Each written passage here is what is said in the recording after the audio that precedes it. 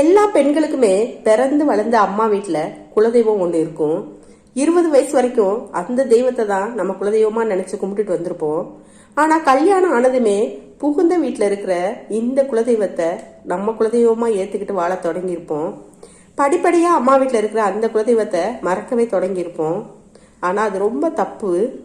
புகுந்த வீட்டில் நமக்கு ஒரு பிரச்சனைன்னு வந்துச்சுன்னா எப்படி நம்ம அம்மா அப்பா ஓடி வந்து நம்ம பிரச்சனைகளை தீர்த்து நமக்கு ஆறுதலாக இருப்பாங்களோ அதே போல தான் நமக்கு ஒரு பிரச்சனைன்னு வரும்போது நம்ம தாய் வீட்டு குலதெய்வம் பக்கபலமாக நின்று நம்மளை பாதுகாக்கும். இப்போ எங்கள் அம்மா வீட்டு குலதெய்வமான வீரபாண்டி ஐயனார் கோயிலுக்கு வந்து பொங்கல் வச்சு சாமி கும்பிடலான்னு வந்தோம். இந்த கோயில் சாத்தூர்லேருந்து கொஞ்சம் தள்ளி ஒரு பொட்டல் காட்டில் தான் இருக்குது.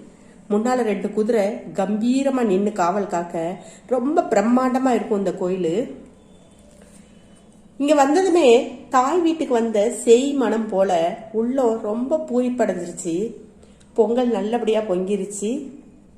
12 மணிக்கு உச்சிக்கால பூஜைக்கு பொங்கல் வச்சு சாமி கும்பிட்டோம்.